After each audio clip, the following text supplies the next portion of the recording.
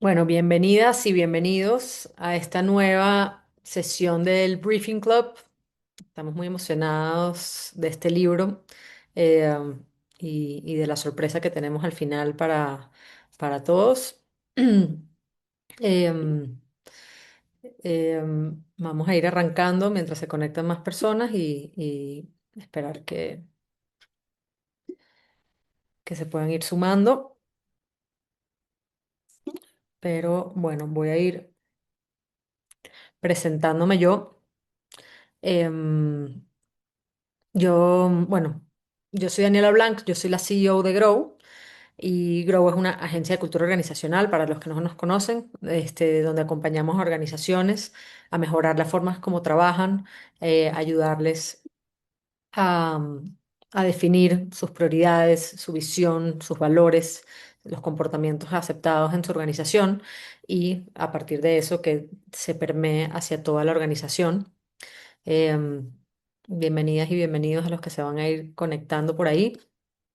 Em, Antes de arrancar este libro, voy a hacer una pequeña intro que tiene mucho que ver. Esto no lo hago normalmente, pero hablar un poquito de mí. Como me ve en mi acento, soy venezolana, pero yo nací en Estados Unidos. Em, Nací en Estados Unidos, he vivido ahí varias veces en mi vida. Además, em, ahorita tengo ya 14 años viviendo en México. Y soy judía, ¿ok? Entonces yo, si cuando me describo y me identifico, yo me identifico con cuatro banderas realmente. Yo me identifico con Venezuela, con Estados Unidos, con México y con Israel. Entonces yo tengo estas cuatro nacionalidades que viven dentro de mí y, y leyendo este libro que vamos a hablar hoy, me di cuenta que eso tiene mucho que ver con mi identidad y mi forma de interactuar en mi vida eh, personal y profesional. Y este libro me ayudó muchísimo a entender varias cosas de mi personalidad que tienen que ver con eso. Este, Tengo muchas cosas de venezolana, pero también tengo muchas cosas de americana. Tengo cosas que también ya he tomado de México y muchas cosas también como judía y como israelí, porque también además viví en Israel. Entonces tengo estas cuatro cosas que me comparto. Bueno, vamos a poner las reglas claras antes de arrancar. Para los que nunca han entrado al Briefing Club, el Briefing Club es un espacio que creamos desde hace ya como un año y medio, donde básicamente en una hora y cuarto resumimos un libro que es de cultura organizacional, liderazgo, entornos laborales, comunicación, todo lo que tiene que ver un poquito con cultura y con la forma como trabajamos dentro de las organizaciones. Este espacio lo creamos, realmente fue muy orgánico como salió. Lo empezamos a hacer, lo empezamos a hacer de manera interna dentro de Grow, porque en Grow uno de los valores es la curiosidad inconforme y leemos muchísimo, tanto yo como varias personas del equipo, y hacíamos esto de resúmenes de libros. Al principio empezamos a invitar a clientes a que se sumen a estos resúmenes y ya lo abrimos al público. Sabemos que la gente no tiene tanto tiempo para leer y queremos ayudarles que por lo menos este libro ya puedan hacer check y ya no lo tengan que leer porque ya lo leímos por ustedes y que este resumen se sienta como si ustedes lo hubiesen leído. Em, Esperamos que les guste, que les funcione y bueno, vamos ahora sí a arrancar con este libro. Bienvenidas y bienvenidas a todas las personas que se están sumando. Em, y vamos a arrancar el libro de este mes. Se llama Culture Map. Es un libro escrito por Erin Meyer. Erin Meyer es una consultora, o sea, ella ha trabajado en distintos países y ella se dedica a este tema de ayudar a personas que se van a mudar de un país a adaptarse al nuevo país donde se van a mudar o si hay un merger entre dos empresas, ella también ayuda afinar esas diferencias culturales que pueden existir, ¿no? Entonces, a partir de ahí, ella empezó a decodificar cuáles son estas grandes diferencias y crea esta metodología con este libro con 8 dimensiones de cómo se ve sobre todo en el trabajo, la manera como pensamos, cómo interactuamos, cómo nos comunicamos, cómo lideramos en los distintos países y cómo teniendo esta información mucho más explícita podemos hacer que estas diferencias se alivianen un poquito.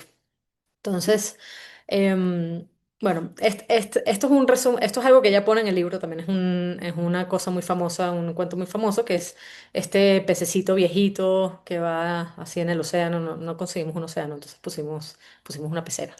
Pero es como, buenos días chicos, ¿cómo está el agua? Y los pececitos jóvenes dicen... ¿Qué diablos es water? Así que, what the hell is water? Se dice en inglés, ¿no? Y entonces es esta sensación de que estos peces ni siquiera saben que ellos están nadando dentro del agua. Y muchas veces eso es lo que nos pasa en términos de cultura y sobre todo con nuestra cultura nacional. No tenemos ni idea que eso es nuestra cultura nacional hasta que salimos de otro país y de repente es como que, ay, y puedes empezar a ver la diferencia con otras nacionalidades. O viene alguien de otra nacionalidad y te dice, oye, ¿sabías que esto es muy raro? O esto es distinto a cómo se hace acá, ¿no? No es ni mejor ni peor, pero simplemente es diferente de cómo se hace en otros lugares, ¿no? Y bueno, eso es lo que pasa mucho en las culturas organizacionales. La gente vive y trabaja dentro de sus espacios de trabajo y no se da cuenta que eso que esas formas como se hicieron, se normalizaron y, y ya son parte de la vida, pero al empezar a identificar cuál es esa agua en la que estamos viviendo, podemos empezar a ver, bueno, hay cosas que podríamos hacer mejor, que podríamos hacer distintas, o cómo podemos interactuar con otras personas que vienen de otras aguas, ¿no? Básicamente. Entonces, Em, este es un caso que ella, la autora, trabajó literalmente, trabajó con estas dos empresas, que estaban haciendo ellos estaban haciendo una unión, y bueno, tanto, o sea, Daimler-Benz es alemana, Chrysler es una empresa americana, y en un principio, pues en este merger trataron de trabajar juntos, pero Alemania es un país muy jerárquico, este, que hacen todo muy meticuloso, muy planificado, las decisiones se toman de manera mucho más lenta, pero ya la ejecución quizás es más rápida, el feedback lo dan demasiado directo y en Estados Unidos la cosa era diferente. En Estados Unidos los equipos son mucho más egalitarios, las decisiones se toman más rápido y también incluso el feedback, la forma como se da, la forma como se trabaja era diferente. Entonces, este, fue una fusión que supuestamente eran dos empresas que estaban entrando como iguales, pero al final en realidad tuvieron que separarse y no funcionó por un choque cultural entre los dos países, entre las dos nacionalidades, entre el equipo de liderazgo, no aguantaron eso. Entonces, no fue un tema financiero, no fue que el producto, no fue un tema de simplemente no se pudieron adaptar a trabajar juntos, ¿no? Y entonces ella lo pone como un caso fallido bueno, de dos empresas que pudieron haber hecho un monstruo mucho más grande, pero no se logró por este tema cultural. Entonces, así podemos, o sea, nuestra idea es arrancar con esto y que vean ahora estas 9 dimensiones, estas 8 dimensiones de trabajo y cómo podemos nosotros entrar en esto. Entonces, la mayoría de las empresas, y hoy que estamos en un mundo tan globalizado, les va a pasar, y seguramente ya les pasa, a muchos de acá, que o tienen dentro de sus equipos personas de otras nacionalidades, o ustedes mismos migraron y ya no son, ya están fuera de sus países de donde nacieron, sus jefes no son de la misma nacionalidad, trabajan en alguna empresa multinacional, entonces empiezas a interactuar con gente que es de otro país. Y esto empieza a ser, esto es una complejidad extra que le vamos a aumentar a la vida, y no es la única, ¿ok? Así como, bueno, trabajar con gente que si tú eres una persona millennial, estás trabajando con generación X o con baby boomers o estás trabajando con generación Z, se siente también una diferencia. O el tema de hombres trabajando con mujeres también puede crear otra diferencia. La diferencia entre nacionalidades quizás otro grado de complejidad, otra capa que realmente también afecta cómo trabajamos, cómo nos comunicamos, qué entendimos de lo que nos dijeron, cómo nos tomamos el feedback, todo eso influye. Entonces, esta es una capa más que vale la pena si estás dentro de este contexto, que tienes gente de diferentes nacionalidades dentro de tu organización, o tus proveedores son de otra nacionalidad, o tus clientes son de otra nacionalidad, vale muchísimo la pena este contenido, ¿no? Entonces, acá la idea es,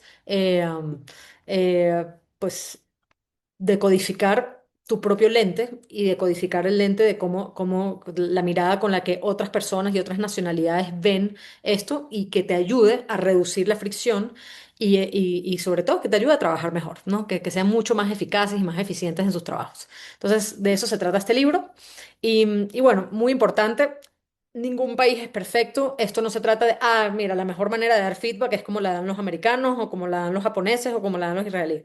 No, no se trata de eso. Esto es un análisis comparativo en donde no hay mejor o peor, sino tu posición. Lo importante es entender dónde estás parada tú en relación con la persona que tienes enfrente. Si tú eres una persona que da el feedback de manera directa, tú crees que puede ser directo, pero quizás eres menos directo que un israelí o que un francés.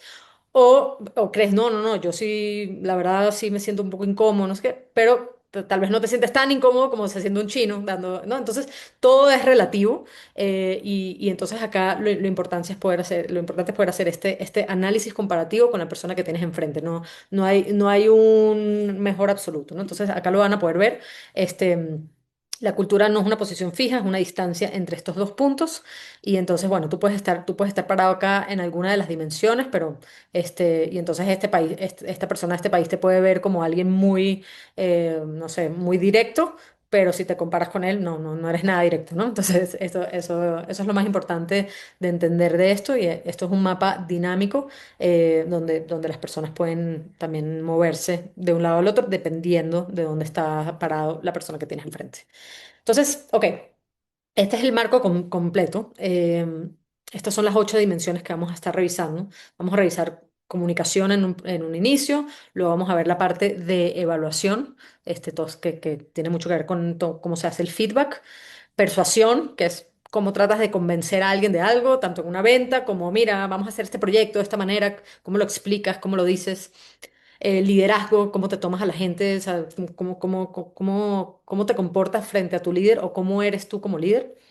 Toma de decisiones en equipo, cómo se toman. Necesitamos que hacer un consenso o necesitamos que el líder nos diga cómo hacer las cosas. ¿Cómo nos ganamos la confianza de la gente? Somos personas que necesitamos entender, hacernos amigos de la gente para poder confiar, o más la parte de la autoridad. Vamos a entender eso. El desacuerdo, cómo nos sentimos cuando no estamos de acuerdo y cuando empieza a haber un conflicto entre nosotros, cómo nos sentimos. Y entonces, y por último, la parte del tiempo. Si somos muy estrictos con la parte del tiempo o somos flexibles, ¿ok? Aquí latinoamericanos ya sabemos por dónde vamos, por dónde vamos a estar más o menos. Pero bueno, como les digo, todo es relativo.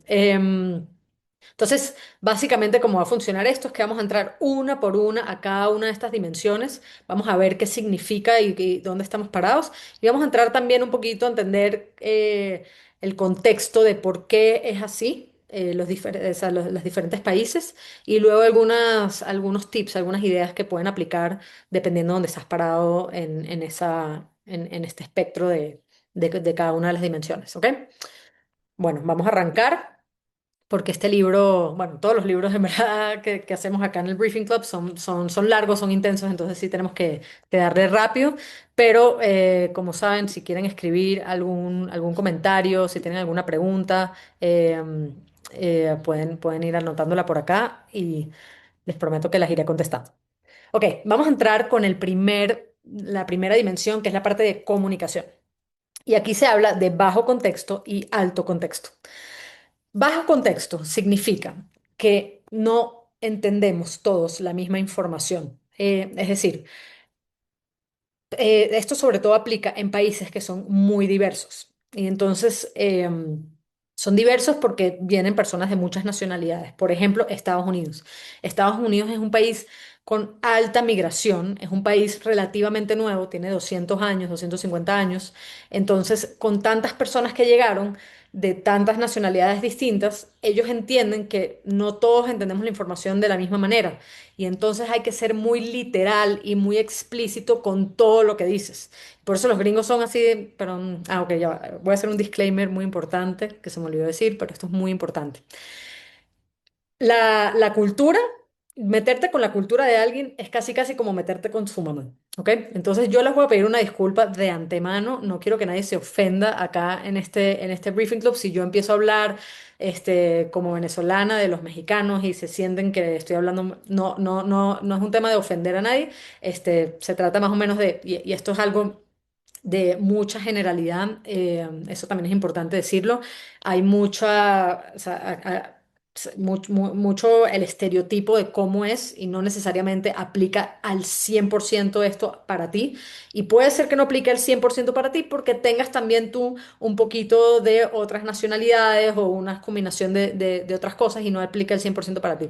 Entonces, me disculpo de antemano si alguien se siente ofendido con la forma como se dicen estas cosas y que y realmente en realidad lo que estamos haciendo acá es tratando de entender nuestra posición dentro del perfil completo de todos los países y por eso al final vamos a poder hacer este examencito de dónde estamos parados cada uno de nosotros. Pero bueno, regresando. Entonces, los americanos, perdón por decir los gringos, los americanos son un país muy diverso y entonces ahí ven por eso que toda la información se hace de manera muy explícita. Todas las instrucciones están muy claras, todo te lo dicen, son muy literales en la forma como hablan. Entonces, eso tiene que ver con que como hay poco contexto, bajo contexto, tienes que ser mucho más claro con las palabras.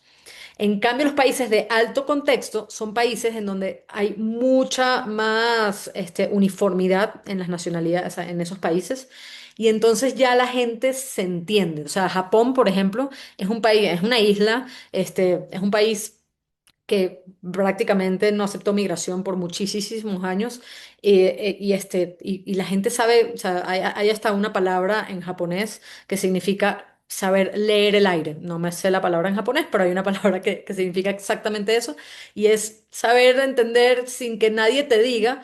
Oye, esa persona está enojadísima contigo, pero y es como, ¿cómo sabes? No, o sea, se le ve en la cara, ¿cómo? Yo no le veo ninguna expresión entre ellos se entienden, ¿no? Entonces, este tema de que yo no te tengo que decir que estoy enojado y la gente entiende que estoy enojado o que me molestó ese comentario o que no te tengo que decir, por ejemplo, pasa mucho en México, no te tengo que decir no y tú ya sabes que te estoy diciendo que no. Te aviso, por ejemplo.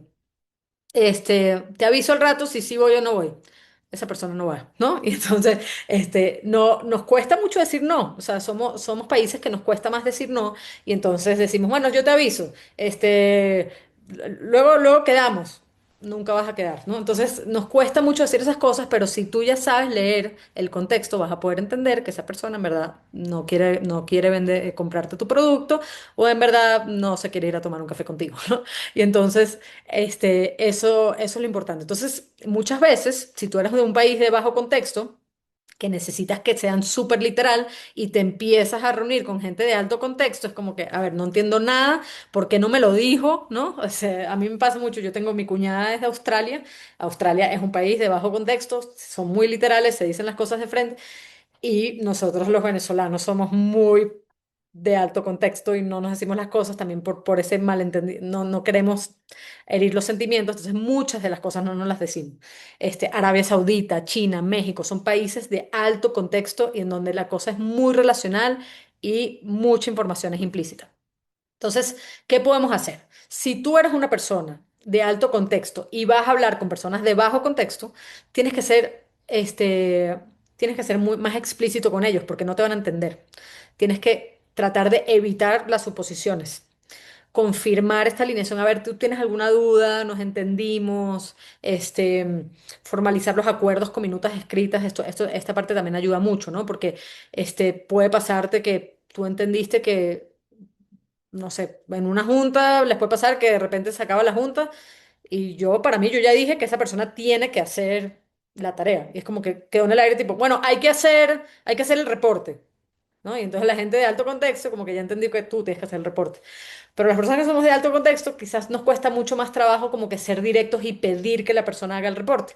y ya como que quedó implícito para nosotros que esa persona es la que tiene que hacer el reporte. Pero si tú eres de bajo contexto, como que nunca me dijo que yo haga el reporte, dijo que hay que hacerlo, pero no me dijo a mí, ¿no? Entonces hay que formalizar esos acuerdos, hay que decir las cosas bien. Y si tú eres de bajo contexto y vas a hablar con las personas de alto contexto, es importante también aprender a hacer estas cosas, aprender a leer el aire, aprender a leer estos silencios incómodos, el lenguaje corporal de la gente. Son cosas que podemos aprender. Los seres humanos somos muy observadores, y tenemos muchas de estas claves, estos cues para entender, ¿no? Entonces, incluso acercarte con una persona de esa nacionalidad y poder decir, a ver, entendí esto, la caché bien o no caché bien, eso te puede ayudar también. Este, por ejemplo, si tú eres de alto, o sea, si tú eres de bajo contexto y te gusta tener las cosas por escrito, a ver, quiero la minuta que me diga cuáles son los acuerdos. En una cultura de alto contexto, eso se puede sentir como hasta ofensivo si tú haces eso. Quizás no tanto en México, pero dicen que países como Japón se siente más como ofensivo. A ver, por qué me lo mandas por escrito? Esto es redundante, yo ya te lo dije. Es como, bueno, es solamente para que todos quedemos, o sea, como que aclarar y que nadie se ofenda por eso, ¿no? Muy bien. Eh, Empezando a ver, bueno, países de alto contexto, con bajo contexto, ¿cuáles creen que serían el caso más difícil de comunicación? ¿Dos países de bajo contexto, un país de alto contexto con una persona de alto contexto o dos personas de alto contexto? Lo más difícil de la comunicación, el terreno más riesgoso, es cuando son dos culturas de alto contexto, pero que no son las mismas culturas. Por ejemplo, México con China. Los mexicanos y los chinos son dos nacionalidades de alto contexto, pero con culturas completamente diferentes, y entonces se pueden entender cosas muy distintas cuando se están hablando. Entonces, si tú eres mexicano o chino y vienes con un país también de alto contexto, es muy importante tratar de agarrar una estrategia de bajo contexto, es decir, ser muy explícito con las palabras, decir las cosas, entender para qué, para que nada quede de su posición. O sea, cuándo lo vas a hacer, quién lo va a hacer, para cuándo va a quedar, cómo va a quedar, toda esa información que hacen muy bien los países de bajo contexto, tenemos que aplicarlo en estos casos, porque si no van a haber demasiados mensajes ocultos que no se van a entender. Entonces, estas cosas son cosas que se pueden acordar y decir, oye, para evitar malentendidos, ¿les parece si hacemos un acuerdo después de cada junta en donde quede todo esto por escrito, ¿no? Entonces, ese tipo de cosas puede funcionar. Muy bien, vamos con la dimensión 2, que es evaluación. Evaluación es todo el tema de feedback, o sea, cómo eres tú diciendo a las personas cosas negativas sobre su trabajo, ¿no? Entonces, bueno, digamos que los dos extremos es el feedback directo, duro, este, donde nos decimos las cosas de frente.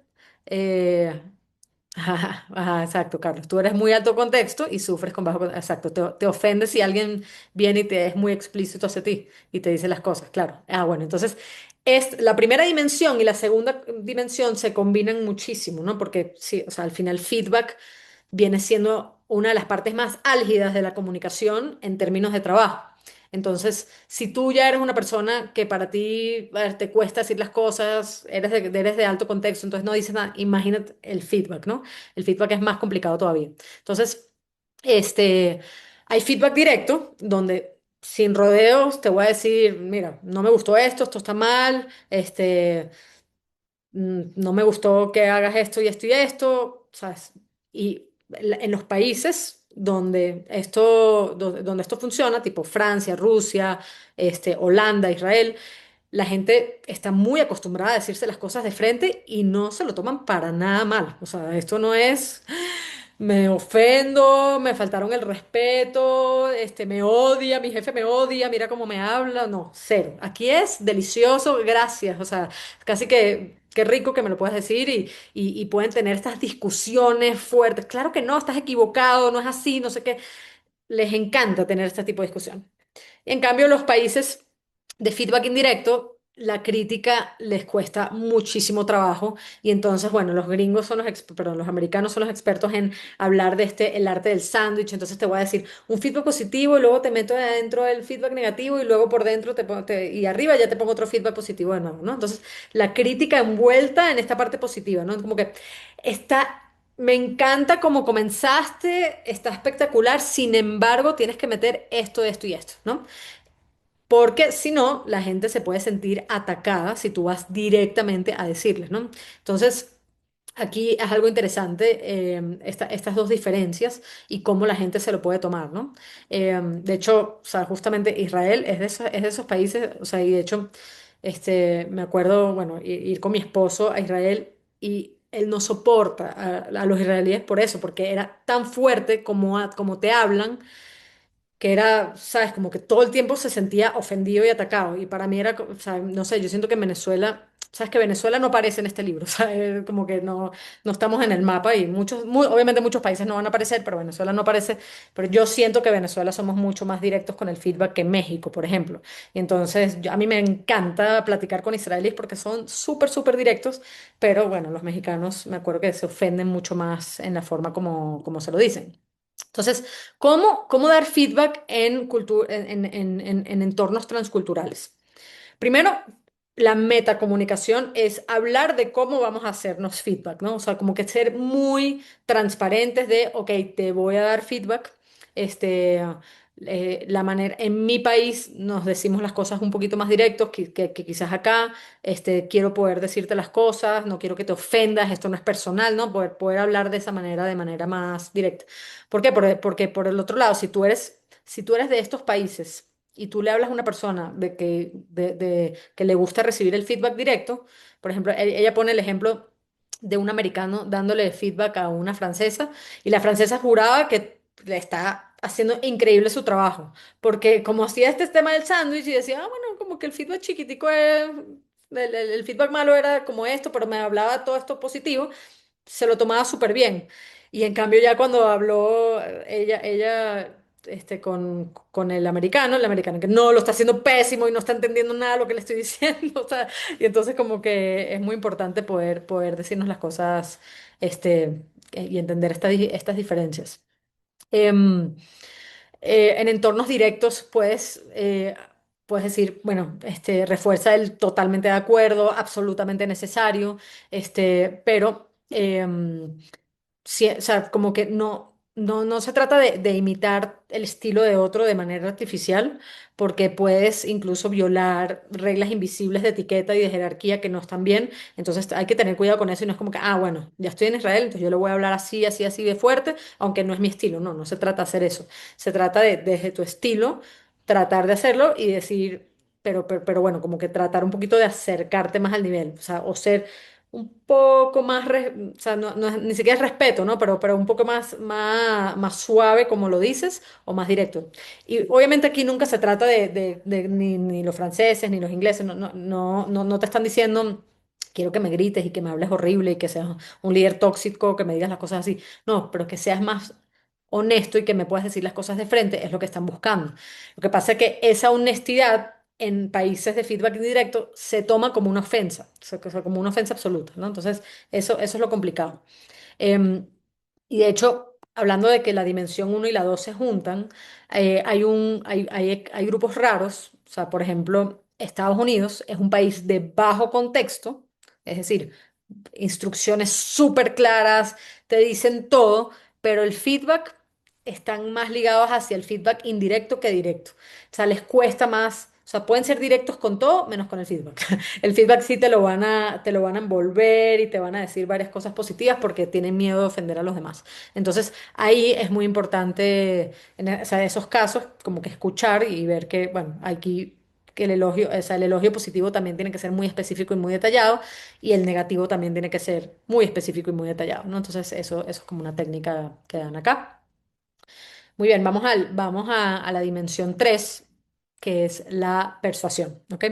Persuasión es básicamente cómo tú convences a alguien de algo, ya sea que le quieres vender algo, que quieres convencer a tu jefe de que este es el proyecto y esta es la forma de hacerlo, o quieres convencer a tu equipo de, bueno, vamos a cambiar de hacer esto, ahorita vamos a empezar a hacerlo de esta manera, y entonces, ¿cómo son estos estilos de persuasión, ¿no? Entonces, en los dos espectros está, por un lado, principios primero y por el otro lado, aplicaciones primero. Principio primero, ¿qué significa? que tú tienes que explicar la teoría, tienes que dar todo el contexto, tienes que decirle a la gente el por qué estás haciendo las cosas, porque sin marco conceptual la gente no confía en ti. Acá los países que vemos son Francia, Italia, Alemania y España, y ahorita vamos a ver por qué.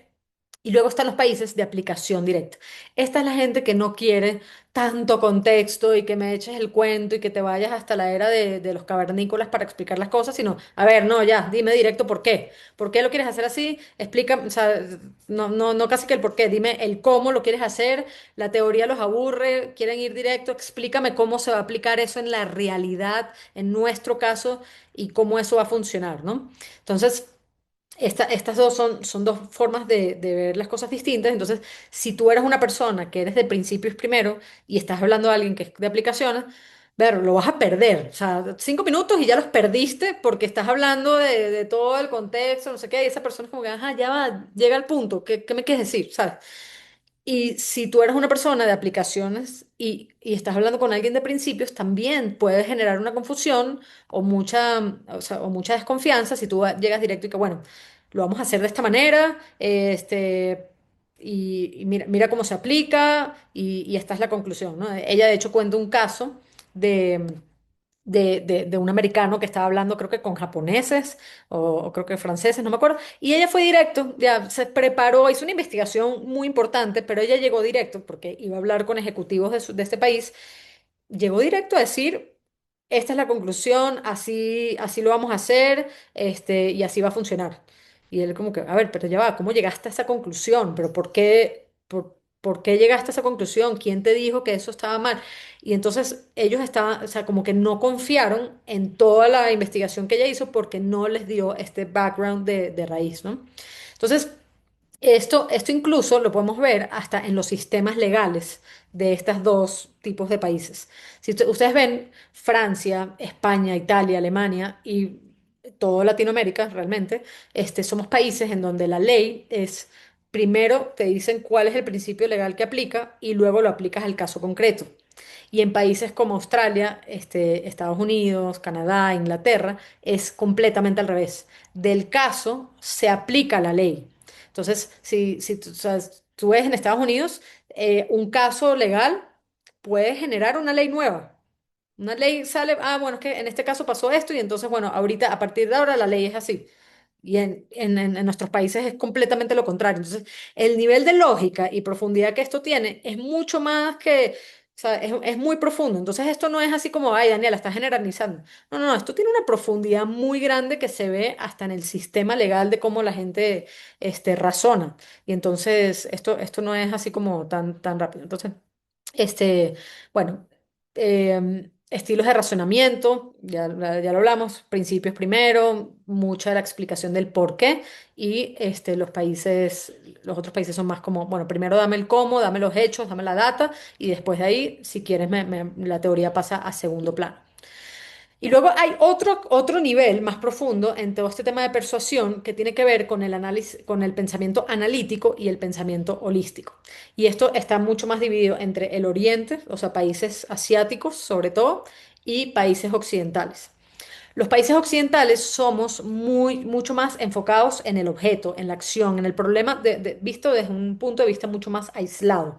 Este, y entonces nos enfocamos en, a ver, no sé, el coche tiene este problema, a arreglar ese problema. Y en cambio, los países orientales son incluso de ver el tema mucho más holístico. Y esto se ve en la forma como hasta la medicina es en cada una de estas regiones. O sea, en los países occidentales la medicina es, te duele la cabeza, te dan una pastilla para que se te quite el dolor de cabeza. En cambio, la medicina oriental es una medicina, a ver, te duele la cabeza, vamos a entender la razón de por qué te duele la cabeza y de repente es que tú tienes un tema en el nervio, no sé qué, y entonces te ponen una hierba que va a atacar el nervio y no sé qué, y entonces aquí son soluciones más rápidas, pero más aisladas, y aquí son soluciones quizás un poco más lentas, pero más holísticas, ¿no? Entonces... eso es un poquito la diferencia. Y ella muestra incluso una cosa chistosa que o sea, le piden a un francés que se tome una foto y a un japonés que se tome, que tome, o sea, tenían que tomar la misma foto, de una persona. Y entonces el francés toma la foto y muestra así el encuadre de la cara de la persona, así, zoom in la cara de la persona. Y el japonés toma la foto y se ve la persona y se ve toda la habitación. Y entonces es como, ¿por qué? Y entonces, ¿sabes? El francés como que, bueno, pero ¿cómo muestras esa foto? Ni siquiera se ve la persona bien, no entiendo, no veo su cara. Y es como que, bueno, pero tú ¿cómo vas a entender quién es esa persona si tú no ves el contexto de dónde está ella sentada, cómo es su habitación, qué tipo de muebles tiene atrás? ¿Cómo vas a entender el contexto completo? Entonces, son dos tipos de racionamiento completamente diferentes, que aplican y que pues los dos son válidos, pero son diferentes. Entonces, ¿cómo perciben, cómo funciona el pensamiento? ¿Cómo procesan la información? Las audiencias que son más analíticas, están buscando datos específicos, estructurados, una concisión mucho más operativa. Y las audiencias que son más holísticas quieren entender el impacto completo que esto puede tener en sus compañeros, en la economía, en los proveedores. ¿Sabes? Tienen como toda esta rama de pensamientos. Y la forma como construyen los argumentos también es distinto. La gente que es más empírica, es decir, más de ir a la data, quieren abrir con casos de estudio, van con ejemplos, ¿no? Entonces, típica cosa, por eso, por ejemplo, en Harvard, ¿cómo se estudia? En Harvard se estudia con casos de estudio. Agarran el caso de Toyota y el caso de Toyota sacan toda la teoría. ¿Y cómo estudiamos en Latinoamérica? Vemos la teoría, y bueno, y ya luego ven un ejemplo, que otro ejemplo de alguna empresa en Latinoamérica, pero es completamente al revés. Y entonces eso nos ayuda a entender muchísimo. Muy bien, vamos hacia la cuarta dimensión, que es la dimensión de liderazgo. ¿Ok? Dimensión de liderazgo es, bueno, qué tipo de líder tenemos en cada uno de nuestros países, ¿no? Aquí están los dos extremos, ¿no? Por un lado está el igualitario, que es como este tema de el igualitario, que el jefe es alguien más del equipo, ¿no? O sea, como que te imaginas a este jefe y es el jefe que va en t-shirt, maneja una bicicleta, llega a un lugar y está en una oficina abierta y todos nos hablamos de la misma manera, nos hablamos de primer nombre, ¿no? Y luego está el jefe más jerárquico, del otro lado del extremo, que es un jefe con más estatus, que que busca mucho el respeto, que no se le cuestiona en público, ¿no? Que las instrucciones vienen mucho más de arriba, ¿no? Casi que entra y es como que todo el mundo se para, ¿sabes? Como que le dan así como el valor de que llegó el jefe, ¿no? En estos espacios de oficina, la gente que incluso se puede hablar, pues, licenciado, doctor, eh, nada, mucho tema de autoridad y jerarquía. A mí, por ejemplo, cuando yo estaba en la universidad, yo estudié Derecho, por cierto, cuando yo estaba en la universidad, yo tenía que escribirle a un abogado y yo le escribí, estimado licenciado, no sé qué, y, o sea, y bla, bla, bla, le escribo una cosa así grande, o sea, le estábamos pidiendo una reunión para una cosa. Su única respuesta fue: hola, yo no sé dónde estás estudiando tú la universidad, pero a los abogados no se les dice licenciados, a los abogados se les dice doctores. Por favor, si quieres comunicarte conmigo, llámame doctor y márcame a mi oficina para poder hacer la junta. ¿Sabes? Yo me quería morir, ¿sabes? Como que esa fue su respuesta, lo único que le importó fue cómo le llamé, ¿no? Entonces, este tema de jerarquía, bueno, despacho de abogados, ¿no? La forma como se visten, todo implica un estatus y una jerarquía, y bueno, por eso yo me he visto así y ya no ejerzo derecho, un poco, eso fue mi experiencia. Este... Pero bueno, entonces vemos estos dos tipos de espectros, ¿no? Aquí hay países tipo Dinamarca, Suecia, Holanda, Israel, y acá están los países mucho más jerárquicos como India, por ejemplo, que en India todavía sobreviven el tema de las castas y casi que hay clases sociales muy marcadas. Arabia Saudita, Japón, México, son países muy jerárquicos, ¿no? Em, ok, y esto tiene incluso, que esta parte me pareció súper interesante, tiene hasta una raíz histórica de por qué es así. Los países que son egalitarios tienen una historia en donde la responsabilidad individual, la autonomía era mucho más fuerte. Por ejemplo, en este caso eh, los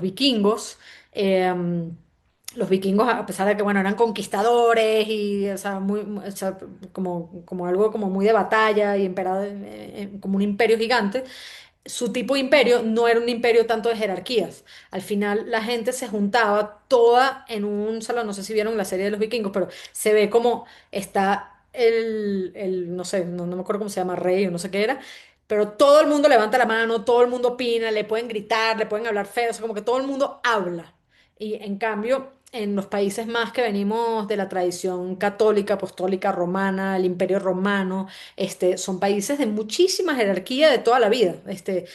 Como está creada la iglesia es un tema muy jerárquico. Y bueno, y también los países asiáticos a través del confucianismo también tenían una pirámide muy clara de obediencia, de orden. O sea, el confucianismo te decía cómo te tienes que relacionar papá e hijo, hijo con papá, parejas, el hermano mayor tiene una jerarquía más importante que el hermano menor. Y todas esas cosas se dicen y eso empieza a implicar de cómo nos relacionamos en nuestro núcleo familiar, en nuestro núcleo social y luego eso cómo se ve en nuestras organizaciones. Entonces, de ahí viene todo el tema de cómo nosotros nos enfrentamos hacia la autoridad. Em, entonces, bueno, ¿cómo se hace en estos equipos transculturales? En culturas egalitarias, o sea, si tú eres, por ejemplo, tú eres, ellos cuentan este ejemplo de un mexicano que era de hecho de Grupo Modelo. Grupo Modelo lo compra Heineken, entonces este mexicano se muda a Holanda y entonces le costó muchísimo trabajo al principio porque es como que, bueno, yo era el jefe en México y de repente llego acá y nadie, ¿sabes? Como que nadie me respeta, ¿sabes? Él creía como que nadie me respeta, a mí todo me contradicen, me dicen que mi idea está mal, ¿sabes? Como que, ¿qué pasa, no? ¿Sabes? Como que no entendía. Y entonces, entender un poquito que aquí se eliminan un poquito las barreras del estatus, la gente se habla por nombre de pila, se visten de manera más casual, el líder tiene que actuar como un más facilitador del debate. Y se utilizan mucho más estas metodologías de metas transparentes, tipo SMART y así como para decir las cosas, ¿no? Y bueno, yo creo que esas cosas ya se han importado hacia nuestros países, ¿no? Pero vienen de ahí, vienen de estas formas de trabajar. En cambio, si tú eres igual, eres un americano o eres, no sé, un holandés que se muda a México, que se muda a Latinoamérica, pues entiende que aquí sí hace mucho la diferencia. O sea, por ejemplo, o sea, esto se ve hasta en cómo se escriben los correos. Si tú en tu correo, tienes que copiar al jefe, pues ahí empiezas a ver un poquito el tema de las jerarquías. Aquí cuentan también un caso de cómo una persona en este entorno más como holandés, una persona junior fue directo con el CEO de la empresa y le dijo, oye, me encantaría tomarme un café contigo, te quiero platicar de estas ideas que tengo. Y el CEO tipo, claro, sí, vamos. Y el mexicano tipo, ¿what? O sea, como que, ¿cómo? O sea, te vas a tomar un café con mi jefe, ni yo me atrevo a hacer eso, ni me pediste permiso para poder hacer eso. ¿Cómo se te ocurre casi, no? Y entonces, entender esas diferencias es muy importante y ver que por otro lado, pues bueno, si eres de esto, o sea, si tú te tienes que adaptar a estas culturas egalitarias, entender que eso va a pasar, pero si eres de cultura egalitaria y te vas a ir a estas culturas jerárquicas, tienes que tratar de respetar estos roles, ¿no? Y entonces tú no brincarte ni para arriba ni para abajo, ¿no? O sea, si le vas a hablar también a una persona más junior, le tienes que, oye, voy a ir, quiero hablar con esta persona que está trabajando en este proyecto porque creo que está, como que no brincarte a la gente hace que la gente, este, no se ofendan, ¿no? Entonces, asumir esos roles, solicitar opinión de manera anticipada, para que el equipo responda, o sea, como que, esto también está bueno, o sea, como que en culturas jerárquicas a veces pasa que tú pides opiniones dentro de un marco así y la gente se queda callada, entonces se quedan callados y tú puedes pensar, bueno, todo el mundo está de acuerdo, nadie opina, todo bien. Y es como que, no, muchas veces les da pena opinar, no están de acuerdo, pero no, les da pena decirlo, no se atreven, ¿cómo voy a cuestionar al jefe, ¿no? Entonces, como que estas cosas también se tienen que hacer de manera muy explícita para que la gente no o sea, como que se abra y digan, ok, bueno, si está permitido, si se puede, lo voy a hacer. Muy bien, vamos a la próxima dimensión, que es el tema de decisión, ¿ok? En términos de decisión, perdón, esta es la quinta ya, no es la cuarta. En, en decisiones también tenemos dos espectros. Por un lado están las decisiones top-down, o sea, jerárquicamente, o sea, y esto tiene que ver con la dimensión anterior, pero no es lo mismo. Las decisiones se toman de arriba para abajo. Y por otro lado están los países donde las decisiones se toman por consenso, ¿ok? Cuando las decisiones se toman por consenso, hay un acuerdo previo, la gente, todo el mundo puede hablar. Incluso lo que pasa muchas veces es que el proceso es más lento y eso a veces puede como desesperar a las personas que vienen de estos países más jerárquicos, pero lo que termina pasando es que estas decisiones, una vez que se toman, son mucho más difíciles de cambiar porque todo el mundo ya estuvo muy de acuerdo. En cambio, en en estos países de top-down, las decisiones pasan muy rápido, pero puede pasar que cambien en el transcurso más fácil. Este, ahorita, por ejemplo, acaban de pasar dos grandes en México que podemos ver eso. Lo de Mahahual, que se toma la decisión de, bueno, ahorita se va a hacer un parque, no sé, y esa decisión probablemente se tomó a puerta cerrada, pocas personas, este, pero ya cuando se expone la decisión, el mundo entero brinca y entonces ahí dicen, ay, ya va, no tomamos en cuenta esto, no tomamos en cuenta esto, no tomamos en cuenta esto, y entonces se detienen las decisiones y se pueden cambiar. O por ejemplo, lo que pasó ahorita con el Mundial y la SEP. No sé si algunos saben, pero la SEP decide manda un comunicado de las clases se acaban el 5 de junio por el mundial y por el calor. Y después de que dicen eso, el mundo, o sea, todas las escuelas brincan, los papás, todo, ¿cómo van a frenar la escuela así de rápido? No sé qué. Y a los 2 días la presidenta dice, no, bueno, eso fue una sugerencia, eso no fue una decisión, esto es para que cada quien lo considere, no sé qué, ¿no? Entonces, aquí es exactamente, o sea, literal así estábamos leyendo el libro mientras estaba pasando eso y fue, wow, o sea, México es un país jerárquico en donde sí se toman las decisiones así, pero como no se toma en cuenta quizás todas las cosas que se toman en cuenta cuando lo haces por consenso, ya te empiezan a brincar cosas y bueno, tienes que cambiar un poco de opinión, ¿no? Estados Unidos, por ejemplo, que es un país, justo es un país raro en este caso, creo que está acá, a ver, sí. Hay países raros, ¿ok? ¿Cómo raros? ¿Por qué? Porque son países que son jerárquicos, pero la decisión se toma por consenso. Entonces, por ejemplo, Japón. Japón es un país súper jerárquico, ¿no? Como que el jefe es el jefe, hay un tema de respeto que se le da a la persona, pero hay mucho tema de tomar las cosas por consenso. Y entonces las decisiones son muy fuertes, el líder es respetado, pero el líder también respeta mucho como toda la parte social. Y luego hay países que son muy egalitarios, pero las decisiones se toman top-down. Entonces ahí está, por ejemplo, Alemania, Estados Unidos también está en este caso, en donde hay mucha más igualdad, pero al final esta parte de el jefe es el que decide, eso pasa mucho. En Estados Unidos dicen que, o sea, como que la parte histórica era que eh, nada, que la gente estaba como que entrando y viendo qué hacer y, o sea, en los primeros años de Estados Unidos y sí fue muy de, bueno, voy a ponerme acá en esta tierra y voy a empezar a construir y voy a ver qué aparece, ¿no? Entonces como que gente muy emprendedora, muy individualista, muy de toma de decisiones por sí misma, entonces como que se empezó a crear este tema más top-down que en países, pero igual hay una cultura mucho más egalitaria que en países más jerárquicos, ¿no? Entonces, todo esto tiene, o sea, tiene una razón de ser mucho más profunda, que creo que es lo interesante de ver este libro, porque nos da como un entendimiento mucho más claro de, bueno, yo tengo un jefe alemán y él no es así, ¿no? O sea, como te puede pasar eso, ¿no? Como que, no, yo soy mexicana, pero no es verdad, yo sí soy una persona que me gusta hacer por consenso, no me gusta top-down. Claro que te puede pasar, y no, y como digo, o sea, esto al final no es una posición absoluta, es una posición relativa frente a los otros, pero esto te va a abrir y te va a dar un marco mucho más interesante.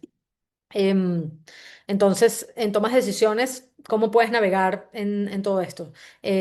Cuando tú eres más top-down y estás en una cultura de más consenso, tienes que desarrollar un poco más de paciencia estratégica en tu calendario para entender que las cosas van a tomar tiempo, pero que las decisiones van a ser más fuertes. Y tienes que invertir más tiempo en esta parte de socializar. Estas juntas previas van a ayudar a que el consenso ocurra más rápido. Em, y puedes hacer como estratégicamente esta parte de mapear y alinear posturas con anticipación. Eso va a ayudar también a que el consenso se llegue más rápido, ¿no? Si tú empiezas a hablar acá y luego hablas con el otro, y entonces ya luego cuando se juntan todos y toman la decisión, pues ya estuvo medio acordado, ¿no? Entonces aquí puedes ver mucho el tema del lobby, el lobby en Estados Unidos, que es muy común hacer toda esta parte del lobby, porque las decisiones se toman en un congreso, se toman así, bueno, esta parte de alinear posturas de manera anticipada.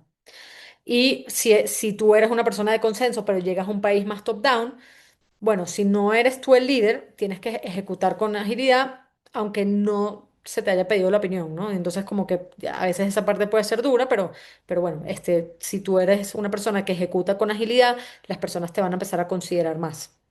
Em, y si tú eres el líder, vas a tener que tomar decisiones rápidas, porque si no vas a proyectar ineficiencia. O sea, en culturas top-down, de repente llega una persona que es mucho más consensual y esta persona se ve casi como débil, como que ay, le tiene que preguntar hasta, no sé, hasta el poli de la decisión, ¿no? O sea, que ineficiente, que poca forma de operar, ¿no? Entonces, como que vas a tener que ser un poquito más acelerado para poder tomar esas decisiones.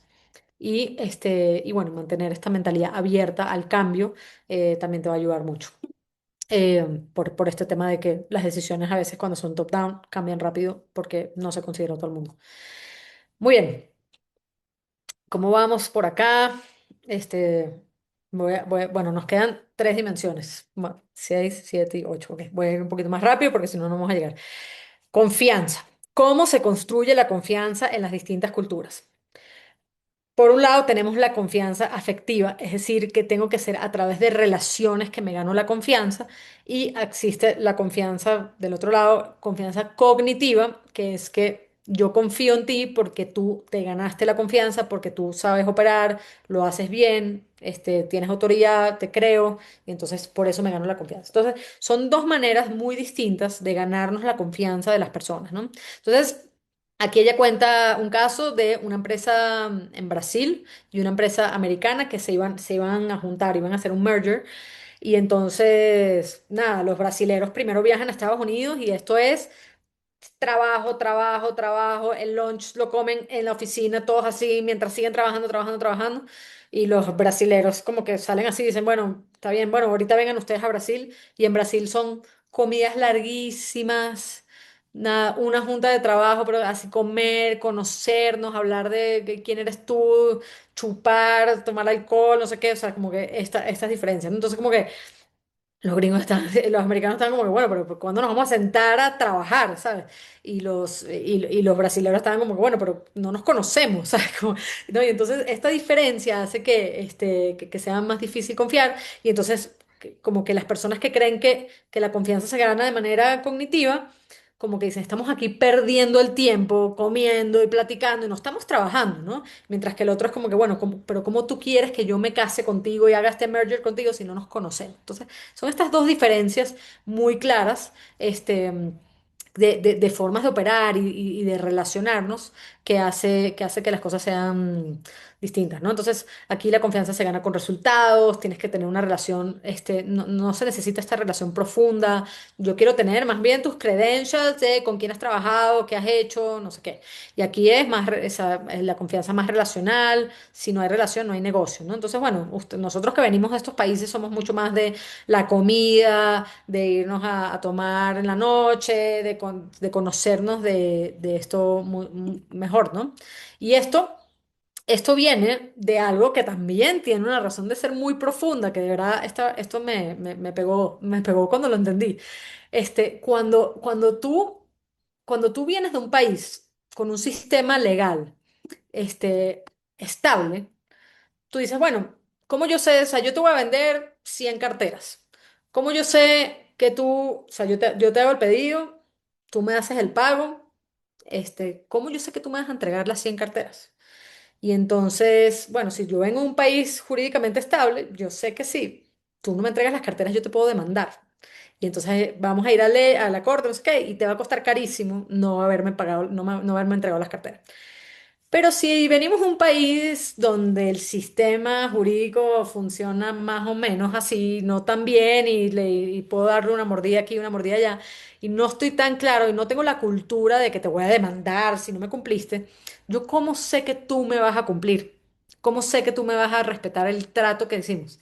Y entonces ahí es donde vienen las empresas, o sea, la relación afectiva. O sea, si no venimos de un país donde el sistema jurídico funciona muy bien, la confianza yo la tengo que ganar a pulso, yo tengo que conocer a esa persona, tengo que saber quién eres. Tengo que saber quién es tu mamá, tengo que saber que, bueno, mi tío trabajó contigo, me tengo que ir a tomar un café contigo, tengo que saber tu familia, o sea, tengo que entender quién es el personaje que está detrás para yo estar seguro que yo puedo confiar en esa persona. Y de ahí viene la razón por qué tomamos tanto tequila. Entonces, me pareció demasiado interesante entender esto y como que darle mucho más peso a esto, porque yo, Daniela, vengo mucho más, o sea, vengo mucho más de ganarme la confianza, a través de esta parte más cognitiva que afectiva. Entonces, y creo que esa parte quizás yo la tengo más de Estados Unidos, no sé, pero entonces las relaciones, cómo se construyen. Entonces dicen, bueno, ya va, pero a los gringos les fascinan los team buildings. Por eso, a ellos les encanta hacer estos team buildings. Bueno, pero ¿por qué les encanta hacer estos team buildings? Porque no hacen esta parte de conocerse de manera afectiva, de manera tan natural, sino que tienen que diseñar estos espacios y construirlos, porque no se van a ir a tomar el tequilita después. Y entonces construyen estos espacios y casi hacen así como que, bueno, check, ya hicimos un team building, ya nos conocemos, ya, vamos a entrar a negocios, ¿no? Y entonces esto es un poquito la diferencia. Entonces, bueno, si, ¿cómo se construyen estas alianzas más sólidas? Cuando si tú eres una persona afectiva, estás entrando en un entorno cognitivo, haz reuniones ejecutivas cortas, para que las personas puedan, o sea, ser muy impecable con las entregas, prioriza la comunicación por correo, o sea, como que una cosa más formal, ¿no? Y si tú eres una persona de entorno cognitivo, pero te vas hacia un entorno más afectivo, tienes que dedicarle tiempo a esta convivencia social, tienes que conocer más a las personas, tienes que identificar, por ejemplo, pasiones compartidas. Ay, le gusta correr como a mí, o monta bici, o le gusta el golf, ¿qué podemos compartir? O, mira, identifico que más o menos tiene mi edad, quizás tiene nietos como yo, no sé, podemos platicar de eso, ¿no? Este, y entonces aquí se prioriza mucho más llamada, más videoconferencia, que esta parte de texto frío es así, ¿no? Y entonces la confianza se construye así. Y luego, dentro dentro del tipo de personalidades, ella habla de dos tipos de personalidades. Hay personas que son cocos y personas que son duraznos, lo dice así, ¿no? Ella cuenta que, no sé, a mí te lo juro, esta historia me pasó. O sea, es que te sientas al lado de una persona en un avión y hay gente que así, cero, no te habla, pero hay gente que de repente quiere conocerte, ¿no? Y es como, bueno, y cuéntame tu vida, no sé qué, y te empiezas a abrir y abrir, abrir, a conocerte, pero realmente eso, o sea, es como una relación como al final muy superficial, que es, bueno, te quiero conocer así tantito y ya, entonces esas personas se llaman duraznos, que es como, o sea, como que personas que son como muy abiertas al principio y parece que son súper simpáticas, pero al final como que tienen un límite y en verdad no quieren entrar tanto a profundidad, ¿no? Y entonces por ejemplo, él dice que los americanos son bastante más duraznos, son gente que siempre te va a sonreír cuando te conoce, hola, ¿cómo estás? No sé qué. O sea, y si lees, por ejemplo, este libro de este tipo que es famosísimo, ¿cómo se llama? Uno de los libros más famosos, aquí lo tenía justo que pensé que leí. Dale Carnegie, ¿no? ¿Cómo ganar amigos y no sé qué? Él te dice, sonríele a la gente, convéncelos con tu sonrisa, charming, no sé qué. Y luego está la gente que es coco. La gente que es coca es duro por fuera y suave por dentro. Entonces esta gente al principio es seria, seria contigo, hola, sí, mucho gusto, ¿cómo estás? No sé qué. Este, tardas en vencer esa primera capa. No confían tanto contigo en un principio, pero ya cuando puedes romper esa capa, no, o sea, brothers de verdad, o sea, amistades real, personas árabes, israelíes, chinos, son más de este estilo, en donde al principio se ve muy seco y luego se convierte en relaciones mucho más profundas. Y en cambio los duraznos es un poquito al revés. ¿Sí? Muy bien. Ay, ya me queda poco. Ok. Desacuerdo. Ahora vamos a hablar de cómo nos sentimos cuando no estamos de acuerdo y cómo enfrentamos a las personas cuando no estamos de acuerdo. Entonces, por un lado está la gente no confrontativa, ¿no? No confrontativa, "Oh, no me cuesta muchísimo trabajo para mí. Quiero priorizar la armonía, el conflicto abierto, esto daña las relaciones, el desacuerdo se maneja de manera en privada, los silencios no siempre significa acuerdo, ¿no? Entonces, como que esta parte como cero confrontativa, porque confrontar es faltar el respeto. Y luego están las culturas muy confrontativas, donde básicamente el debate es respeto, ¿no? Entonces, discutir abiertamente es más bien como una señal de que yo estoy comprometido y yo te quiero. Yo quiero entender bien por qué estás diciendo, pero entonces discutimos abiertamente de esto. El desacuerdo no se toma de manera personal, al contrario, es como, o sea, más bien la ofensa va hacia el que es silencioso y no habla, ¿no? Este, el silencio se toma hasta como una falta de interés en el tema. Entonces, estos son como los dos extremos, ¿no? Entonces, por el lado confrontativo tienes un Francia, Holanda, Israel, y acá del otro lado tienes a Tailandia, tienes a Japón, tienes a México, en donde en verdad se prioriza esto. Entonces, bueno, ¿qué pasa en estas culturas no confrontativas?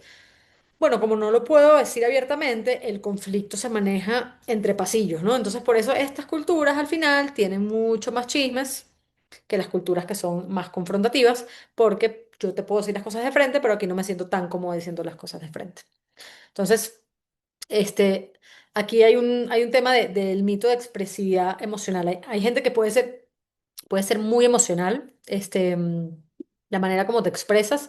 Puedes decir, o sea, México, por ejemplo, Centroamérica, Latinoamérica en general, yo creo que somos súper cálidos, nos expresamos emocionalmente súper bien, podemos ser gritones, pero el conflicto no lo podemos decir de manera confrontativa. No podemos decir. Y en cambio hay otros países que quizás son emocionalmente más reservados, son más serios, no son así de que van a gritar en una junta. Digo, ni siquiera te estoy hablando de un grito malo, te estoy hablando no sé, o sea, los venezolanos, por ejemplo, estamos en un restaurante y empezamos a gritar y a reírnos, y o sea, somos muy expresivos, pero creo que somos menos confrontativos que quizás otros países, ¿no? Entonces, los alemanes, los países, esta gente es más seria, más reservada, más callada, pero directamente con la forma como se hablan y cómo se dicen las cosas, ¿no? Entonces, como que no necesariamente no ser muy expresivo quiere decir que no voy a ser confrontativo. Entonces, ¿qué tácticas existen para cuando hay disparidad de ideas en estas términos, en estas diferencias, ¿no? Entonces, bueno, siempre, siempre en las reuniones antes de disentir, uno tiene que definir el propósito real de la junta. Bueno, ya va, ¿qué queremos lograr en esta junta? Entonces, si queremos formalizar, este, lo que ya hablamos, el debate, muchas veces lo puedes hacer de manera en privado para que el disentimiento en público no se sienta como una falta de respeto, ¿no? Entonces, como que es casi como una formalización el tema del debate, pero en verdad ya nos pusimos de acuerdo y simplemente lo decimos.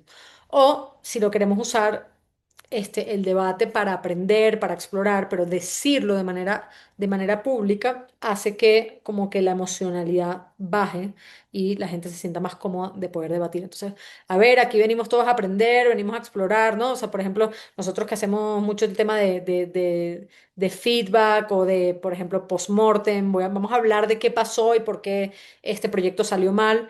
Bueno, venimos aquí a aprender, nadie se tiene que ofender, o sea, explícitamente decir estas cosas hace que la gente baje un poco la guardia y se puedan tener estos debates y estos desacuerdos de manera pública y que la gente no se lo tome tan mal. Muy bien. Por último, vamos con el tiempo, ¿ok? El tiempo puede ser muy flexible o muy lineal. Flexible quiere decir las relaciones mueven el reloj, el tiempo se va adaptando de acuerdo al contexto, llegar tarde no es una ofensa grave, las prioridades pueden cambiar sobre la marcha, entonces, bueno, no nos sentimos tan mal. Y las culturas que son mucho más lineales, el reloj manda, el tiempo es finito, por ejemplo, a mí me quedan 10 minutos, pero o sea, estando en México, que estar por acá, mira, si yo me paso 5 minutos, nadie aquí se va a ofender, quizás algunos se salgan y si se salen yo tampoco me ofendo, ¿no? Y entonces somos como un poquito más flexibles con eso, ¿no? Igual todos aquí, por ejemplo, muchos llegaron tarde, ¿no? Entonces como que es normal que llegaron unos minutos tarde y terminamos unos minutos tarde y estamos un poquito sobre la marcha pasando eso, mientras que otros países no, o sea, otros países es si tú no entraste a la junta, a la llamada en el momento, se considera una falta de respeto cambiar los planes, llegar tarde, o sea, se ve muy mal, ¿no? Entonces, esto también tiene un origen mucho que ver con nuestros países y nuestras culturas, ¿no? Entonces, este, la revolución industrial, los países donde se crea, donde nace la revolución industrial, son países que son culturas mucho más monocrónicas, ¿no? Entonces, o sea, ¿por qué? Porque la fábrica abre esta hora, cierra esta hora, o sea, como que los tiempos de producción eran muy exactos y entonces eso se traducía en pérdidas financieras directas, en temas. Entonces, como que la gente era mucho más, o sea, como que ya tiene esta cultura del tiempo mucho más creada. En cambio, nosotros, las culturas un poquito no sé, más en vías de desarrollo, que se llaman policrónicas, se desarrollan en un contexto mucho más de incertidumbre. O sea, o sea, nuestras ciudades son mucho más catastróficas. Hay un tema de supervivencia, entonces hay términos de, este, no sé, de incertidumbres políticas, incertidumbres económicas, incertidumbres climáticas, que no estamos tan preparados como en los otros países, que hace que se genere mucha más flexibilidad y la gente lo entiende porque todos estamos viendo esa misma incertidumbre. Entonces, eso es lo que genera esta diferencia entre cómo nos sentimos en el tiempo. Entonces, bueno, ¿cómo optimizamos estas agendas multiculturales? Este, yo creo que si tú eres, o sea, si tú, dependiendo de dónde eres, pero tú te tienes que adaptar al ritmo local de donde estás operando. Es decir, si tú eres un mexicano, pero te vas a Alemania, tú tienes que operar como un alemán. Nadie te va a respetar porque tú eres o sea, porque eres mexicano o eres latinoamericano y digas, ah, bueno, sí, puedo llegar 15 minutos tarde. No, te tienes que adaptar al país. Y si tú eres un alemán que llega para acá, pues no te ofendas mucho si llegamos 5 minutos tarde a las reuniones, porque pues eso ya son como cosas que suceden. Y creo que crear estas reglas claras, donde hay un estándar compartido sobre la puntualidad, también puede estar muy, muy interesante tenerlo muy claro, ¿no? Sobre todo cuando somos equipos multiculturales. Y en la gestión de reuniones también, se sigue la agenda al pie de la letra y se bloquea los desvíos del tema. Esto va a hacer que las reuniones en entornos lineales tienes que ser muy así para que se cumplan los tiempos. Y cuando estás en un entorno flexible, bueno, permite que el orden fluya de los temas más orgánicamente según la relevancia del tiempo, puedes tener esta flexibilidad mejor. Muy bien, entonces, el diagnóstico, esto que ella construye, estas 8 dimensiones, se construye como un mapa completo, ¿ok? En donde tú puedes evaluar los 8 ejes de manera simultánea, y vas a enfocarte en las disparidades que hay, la distancia que hay entre tú con la otra persona. Este, y esta herramienta es dinámica, o sea, la puedes usar con diferentes personas y tu resultado va a ser completamente diferente. Bueno, lo importante de esta herramienta es entender primero como nuestro propio sesgo de nuestra propia cultura y saber en qué cultura estamos.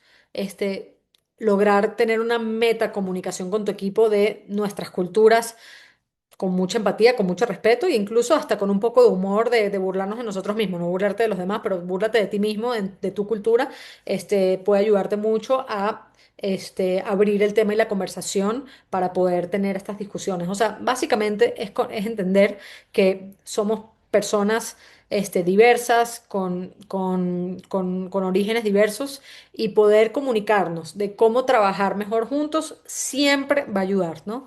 Y entonces esto es básicamente un marco que nos ayuda mucho a entender esto y es una capa más, así como la capa generacional, la capa corporativa, la capa de género, la capa de cultura nacional, también es una capa que vale la pena ver y cómo eso te afecta.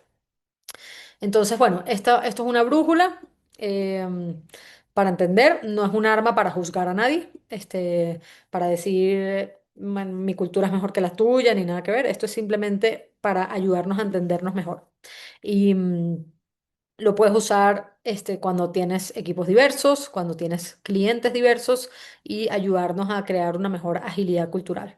Este, mm, este, lo más importante que dice ella es como, bueno, la cultura corporativa no anula la cultura nacional, ¿no? Entonces, muchas veces nosotros que trabajamos en diseñar culturas, corporativas, entender que hay una capa acá, importante de la cultura nacional de donde vienen las diferentes personas, esto no va a anular lo que las otras, entonces hacerlo explícito puede ayudar muchísimo. Ok, ahora sí. antes de acabar estos 5 minutitos, tenemos varias cosas que les queremos mostrar. Acá, si entran a este QR, van a poder hacer su propio mapa cultural, ¿ok? Te puedes mapear a ti. Nosotros hicimos este test donde están las 8 dimensiones.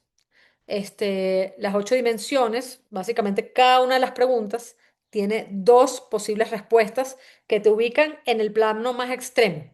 Pero como nadie está hasta el extremo, luego tienes del 1 al 5 para decir, no, o sea, no estoy tan, o sea, como que estoy más inclinada a este lado, pero no estoy tan en este lado, o estoy más en este lado, pero sí estoy muy a este lado o estoy menos, ¿no? Entonces, como que básicamente es una escala de 10 dividida 5 y 5, ¿ok? Entonces, la idea es que si lo quieren responder, pueden responder las 8 dimensiones, son 2 preguntas por dimensión, y esto te va a ayudar a entender dónde estás parado tú, y lo puedes responder, más o menos te va a tomar 5 minutos.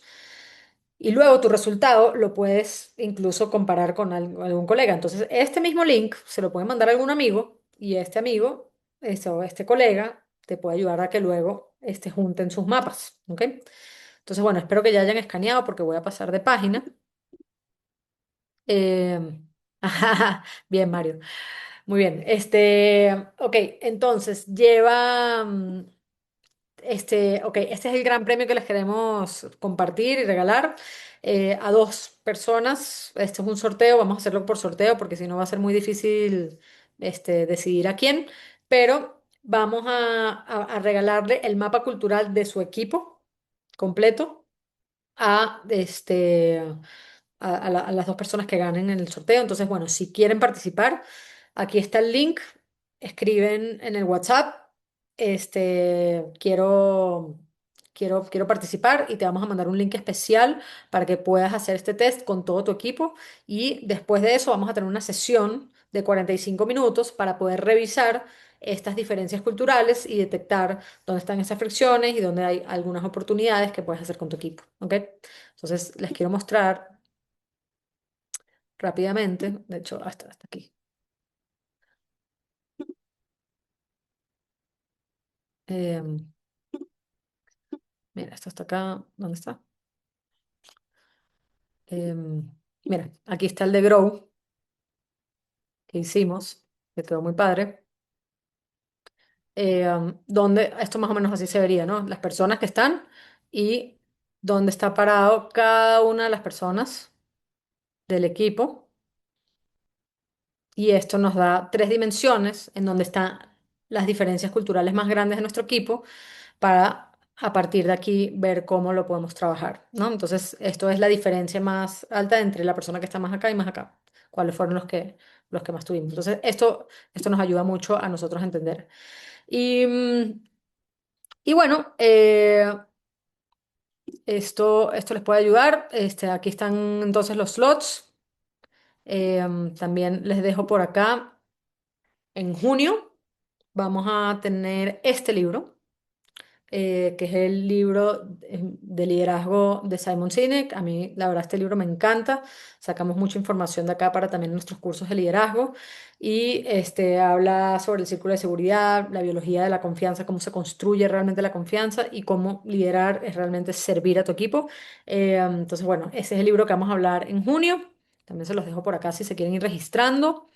Y nada, dejar también espacio para preguntas, comentarios. Sé que ya estamos sobre la hora, pero también si alguien tiene algún comentario. Carlos, no puedes descargarlo porque estás conectado al cel. No te preocupes.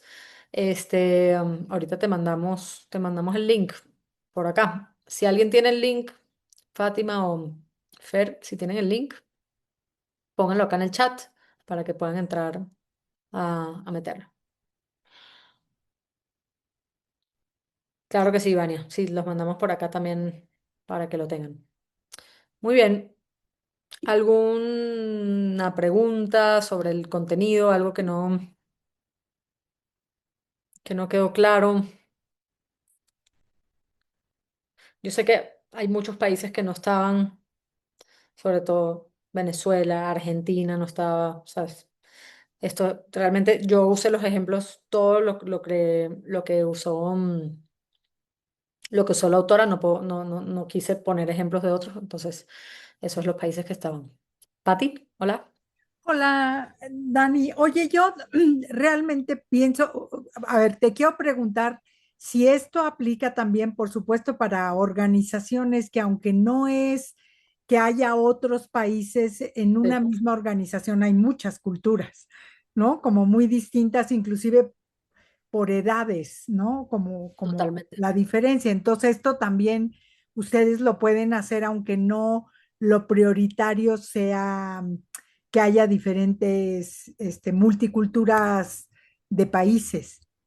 Totalmente, Pati. Yo creo que este mapa y estas dimensiones que ella ve son dimensiones de cómo trabajamos en general. Y entonces, creo que, o sea, de hecho, la forma como nosotros estamos viendo este tallercito que es más bien, es un tema de identificarte a ti, tú cómo trabajas y te comparas con la persona que tienes al lado. Pero sí, podemos ser dos personas mexicanas, y tener diferencias en esto 100%. Lo que ella dice es que probablemente tu diferencia con la de esa persona va a ser una distancia mucho más corta a que si esa persona es un irlandés o un alemán. Eso es lo que te dice ella, pero Ay, muchas gracias. Eso me sirve para pues, las recomendaciones que yo hago de ustedes con respecto a la gente con la que yo trabajo. con gusto. Gracias. ¿Alguien más? ¿Alguna duda? ¿No? Muy bien. Bueno, aquí entonces les dejamos el link. Y nuevamente acá también les dejamos el link de si quieren participar para los dos slots. eh, y así podremos nada, tener esta sesión con ustedes que nos va a encantar para poder también trabajar con sus equipos en estos temas y que funcionen. Gracias a todos por unirse y nos vemos el mes que viene en la próxima sesión. Cuídense. Mil Bonito día. gracias, Dani. A ti, Juli, gracias por conectarte. Dale. Gracias, Dani, por todo y a todo tu equipo. Sí, Gracias. gracias, Pati. Nos vemos.